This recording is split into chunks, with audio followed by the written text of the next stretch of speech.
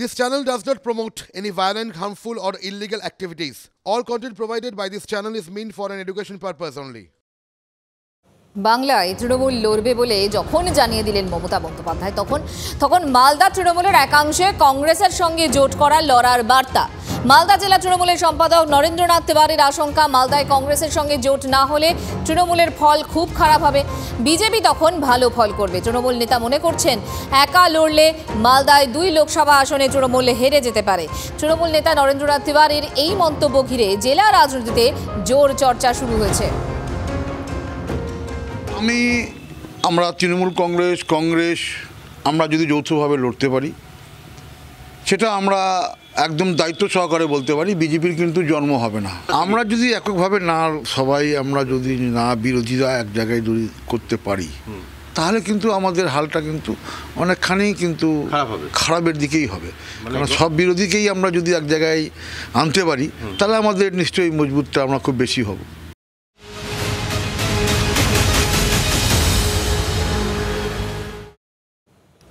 আর এবার আসি শেখ শাহজাহানের খবরে। সন্দেশখালীতে ইডির উপর হামলার ঘটনার পর 19টা দিন কেটে গিয়েছে। কোথায় শাহজাহান? এতদিন পর ফের সন্দেশখালীতে অ্যাকশনে ইডি। সরবেরিয়ায় শাহজাহানের ডেরায় পৌঁছে যায় এজেন্সি। তালা ভেঙে নিখোঁজ তৃণমূল নেতার বাড়িতে তল্লাশি চলে। কার্যত দুর্গের চেহারা নেয় গোটা এলাকা। এমনকি কলকাতা থেকে চাবিওয়ালা নিয়ে যান তদন্তকারীরা। পুলিশকে রীতিমতো সার্চ ওয়ারেন্ট দেখিয়ে অভিযানে নামে ইডি। 2 জন স্থানীয় সাক্ষীর সইও নেওয়া হয়। দীর্ঘ আধ ঘন্টার চেষ্টায় শাহজাহানের বাড়িতে ঢোকেন 6 ইডি আধিকারিক সহ 13 জন। একজন তালা ভাঙার লোক, একজন ইডির ভিডিওগ্রাফার। বেলা গড়াতেই শাহজাহানের বাড়িতে ঢোকার সব রাস্তা বন্ধ করে দেয় ইডি। সিল করে দেওয়া হয় সন্দেশখালীর বেতাজ বাদশার বাড়ির দরজা। 5ই জানুয়ারি তল্লাশি করতে এসে মার খেয়ে ফিরেছিল ইডি। 19 দিনের মাথায় আজ 24 তারিখ ফের তল্লাশি হচ্ছে, কিন্তু এখনও শাহজাহান অধরা। যে দুর্নীতির যোগে তল্লাশি করতে এসেছিল ইডি, সেই নথি কি আদৌ পাবে ইডি? এতদিনে কি আদৌ সেই নথি বা প্রমাণ নষ্ট করেনি শাহজাহান? 29 জানুয়ারি সকাল 11টায় শাহজাহানকে ইডি দফতরে সশরীরে হাজিরার নির্দেশ দেওয়া হয়েছে। বাড়ির সামনে ঝোলানো হয়েছে নোটিশ। সন্দেশখালীতে শাহজাহানের ডেরায় আজ পুলিশের তৎপরতা চোখে পড়ার মতো ছিল। টিয়ার গ্যাসের শেল বডি ক্যামেরা নিয়ে ইডির সঙ্গেই দেখা গেল রাজ্য পুলিশকেও। সকাল থেকে তেরে ফুরে অ্যাকশনে ইডি। রাজনীতির তরজা হবে না, তাও কি হয়? উইটনেসদের নিয়ে উইটনেসদের নিয়ে ওনাদের ব্যাগ দেখিয়ে দিয়েছে, আমাদের লোকাল উইটনেসদের দেখিয়ে দিয়েছে। আপনাদের তরফ থেকে কেউ থাকছে? আমাদের তরফ থেকে 2টো উইটনেস থাকছে। 2টো উইটনেস থাকছে। এই গোটা বিষয়টি আমরা দেখলাম যে ভিডিও ফটোগ্রাফি করা হচ্ছে। অ্যাজ পার প্রসিডিউর আমাদের ভিডিও কভার নেই, অ্যাজ পার প্রসিডিউর হচ্ছে। আপনাদের ভিডিও কভার কি ভেতরে অ্যালাউ করলো না? না, আপনি জানালেন ওনাদের ভিডিও কভার সঙ্গে থাকছে। থেকে ভিডিওগ্রাফার আবেদন অ্যালাউ করুন না, অ্যালাউ করেনি। একটা বিষয় সেটা হচ্ছে অভিযানে আপনাদের সার্চ ওয়ারেন্টটা কি যথাযথ ছিল? মহিলা পুলিশকে কি অ্যালাউ করেছে? আমাদের 2 জন লোকাল উইটনেস অ্যালাউ করেছে। অ্যাজ পার প্রসিডিউর যেটা আছে নিয়ম আছে সেই অনুযায়ী মেনে অ্যালাউ করেছে আর স্টার্ট করেছে। আমাদের তরফ থেকে আমাদের 2 জন উইটনেস আছে, ওদের ইন্ডিপেন্ডেন্ট 3 জন উইটনেস আছে। 3 ও 2 5 জন, টোটাল 13 জন ঢুকেছে আর 8 জন ওদের আছে। আমাদের 2 জন আছে। আপনাদের 2 জন আধিকারিক আছে। স্যার, আপনি যে প্রথমে জানতে চাইলেন যে ইয়ে রয়েছে কিনা, পারমিশন রয়েছে কিনা তল্লাশি করার জন্য, সেই কাগজ দেখে আপনি সার্চ ওয়ারেন্ট দেখিয়েছে। সার্চ ওয়ারেন্ট কি প্রপার ছিল? হ্যাঁ, প্রপার ছিল। এখানে ওদের যা সার্চ প্লেস লেখা ছিল, কার বাড়িতে সার্চ করবে এবং সার্চ প্লেসের জায়গার নাম লেখা ছিল। মনে রাখবেন যে কেন্দ্রীয় সরকারি অফিসারদের মাথায় কিন্তু অশোক স্তম্ভ থাকে।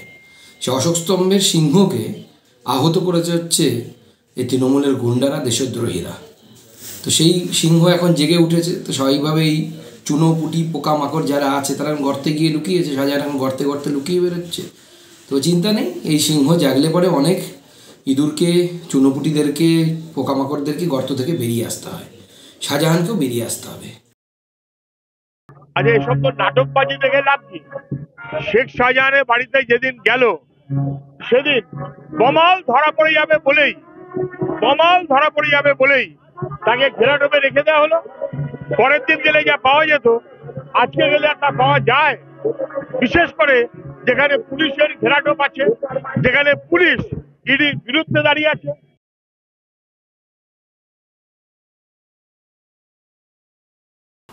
স্টেটকে লুপে নিয়ে তল্লাশি হোক, এটা তো আমরা প্রথম দিন থেকে বলে আসছি।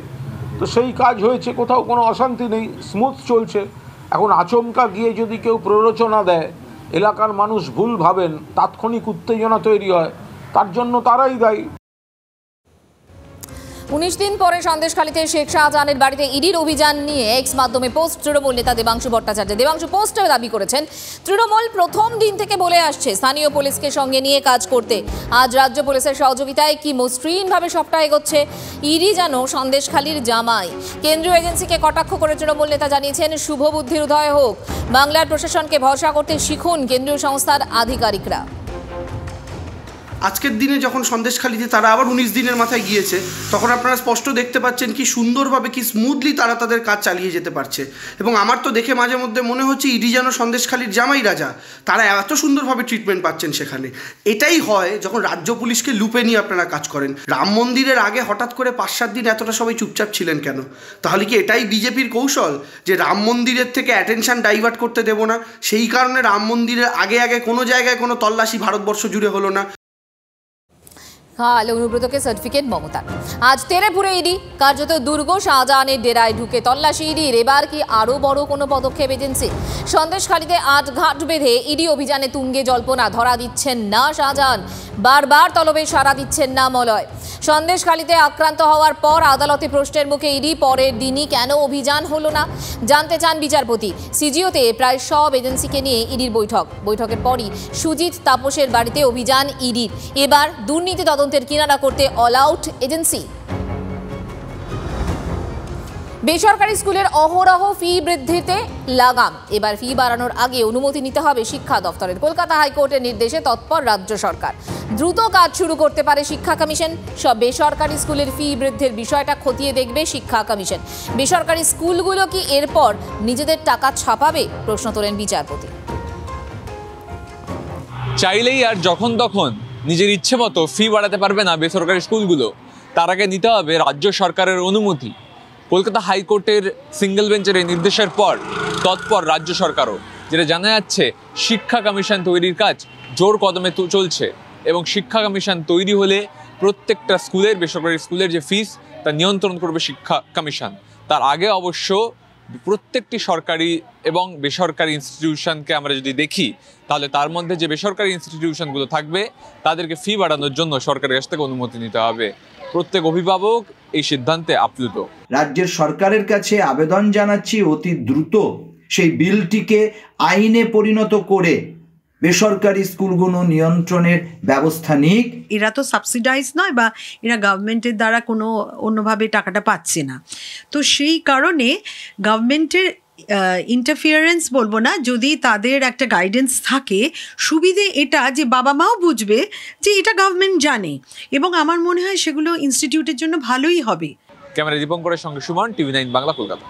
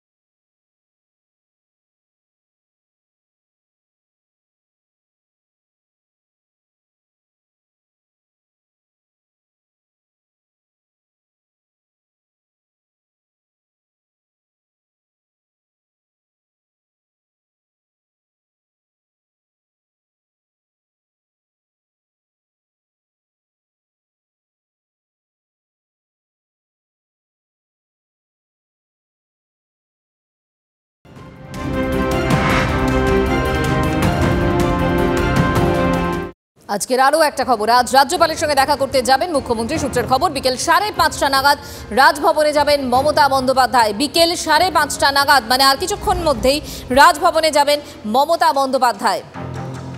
রাজ্যপালের সঙ্গে সাক্ষাৎ করবেন মুখ্যমন্ত্রী মমতা বন্দ্যোপাধ্যায়। দীক্ষা ভূঁইয়া আমাদের সঙ্গে রয়েছেন। দীক্ষা, এই সাক্ষাৎ সম্পর্কে কি জানতে পারছি আমরা? দেখো, সামনেই তো বাজেট অধিবেশন রয়েছে, সেই বাজেট অধিবেশন নিয়েও বক্তব্য আলোচনা হতে পারে বলে জানা যেতে পারে। তাছাড়া 26শে জানুয়ারি প্রজাতন্ত্র দিবস, সেই কারণেও নিমন্ত্রণ জানাতে আসছেন কিনা সেটাও এখন দেখার বিষয়। যদিও এখনো পর্যন্ত সঠিক কোনো তথ্য রাজভবন তরফ থেকে বা নবান্নের তরফ থেকে কিছু জানা হয়নি, কিন্তু 5:30টার সময় আর কিছুক্ষণ পরেই মুখ্যমন্ত্রী যে রাজভবনে আসছেন সেটা একেবারেই নিশ্চিত। রাজ্যপাল এবং মুখ্যমন্ত্রীর এই সাক্ষাৎ কিন্তু খুবই তাৎপর্যপূর্ণ।